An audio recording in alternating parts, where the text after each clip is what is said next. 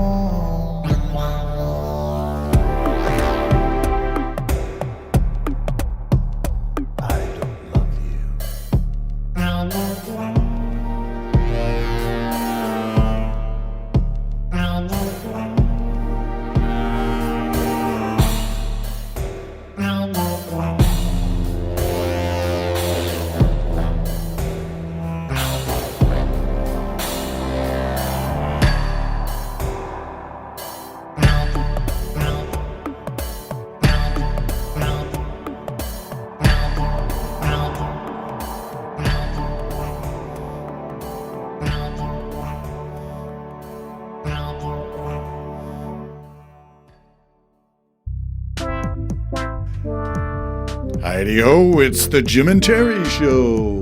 I've been trying to work on an introduction that had a little more pizzazz, a little more zip and zing and something.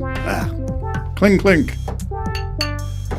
2 mugs, an empty chair. Jim is still away enjoying his holiday in Mexico. Looking forward to having you come back, Jim. I gotta say, doing a monologue is not the easiest thing to do. Man, it's so challenging. I am drained by the time I get these thoughts out. So here we go, the Jim and Terry Show, solo podcast. What are we talking about? Well, how about that? Binary choices in life. The opening, I love you, I don't love you, based on the she loves me not, pulling at the petals of a daisy. And that was my first foray into voice synthesis, where I recorded my voice singing and then morphed it with some filters until it was a robotic voice sounding a little AI-ish, artificial intelligence. Maybe I've had a chip in place. Maybe because I've got all those vaccines, Bill Gates controls my thoughts. Oh no! Speaking of Bill Gates and things binary, how about the cost of misinformation? Do you ever wonder about that? The things that we choose to believe, whether they are in fact true or fact-based, or whether we just believe because that's what we're told, and we think that where we get our information from, the people who are telling us, are reliable. And I gave you some examples in previous podcasts of misinformation, disinformation. I use misinformation in a sort of nice, if you can call this nice, benign sort of, I didn't know this was real. I didn't know this was a thing. I didn't know it was true. I didn't know this was a fact. But you said it, and it wasn't true, and it misled people. Then there is the disinformation, which is the people who intentionally lead others astray. Whether it is mis or dis, all of this stuff has a cost. And as we look back, we can find and measure the cost of information, disinformation, misinformation. And I'm pointing to a study that I have in front of me from cbc.ca, mainstream media. Misinformation costs 2,800 lives, 300 million, new report says. And I'm thinking those numbers may be a little on the low side, too. How much lower? I need to explore that a little more. But this is my first impression of a news article that just came up. The cost of misinformation is the theme. And I'll just read a little bit of it just to give you the numbers. The report was released by the Council of Canadian Academies, CCA. It's an independent research organization, apparently, and it examined, and I'd like to know how they did this. So my first impression of this article is I need more information.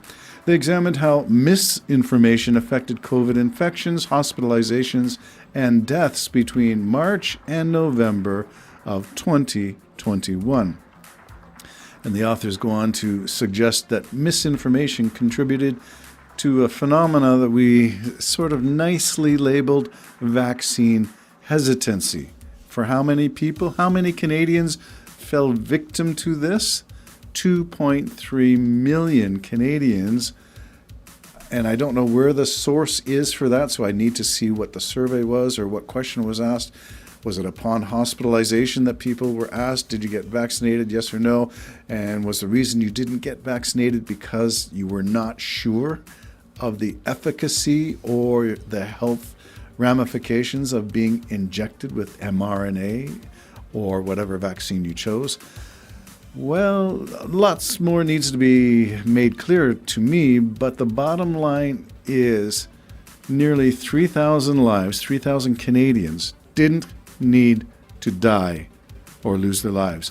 300 million, well, I'm going to round that up and say a cool $500 million over the 9 months of the report. So that's 9 months in 2021, let alone the precursor 2020 and the chaser 2022. And we're now not halfway, we're in the beginning of 2023, and I'd like to see the data for all of this.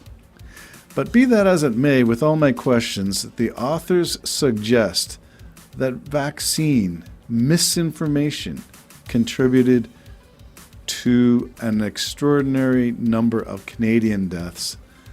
And we could have seen roughly 200,000, and I'm going to suggest that that is perhaps on the low side, 200,000 fewer COVID cases and 13,000 fewer hospitalizations. So I need to know the methodology, I need to know how it was all gathered, but the bottom line is you choose what you're going to believe, but there is a cost to that choice. And in the case of COVID misinformation and disinformation, the cost was human lives.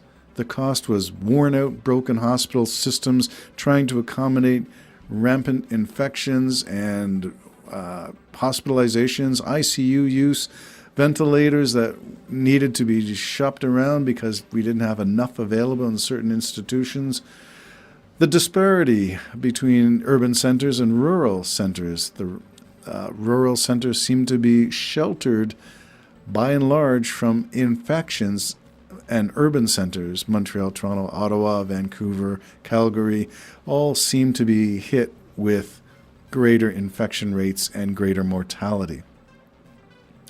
So I'm wondering about all of this and wondering what goes on when you choose what you choose to believe. And as far as I can remember, posting all this stuff, during the course of the whole things, the Jim and Terry show ground to a halt. We stopped in-person meetings.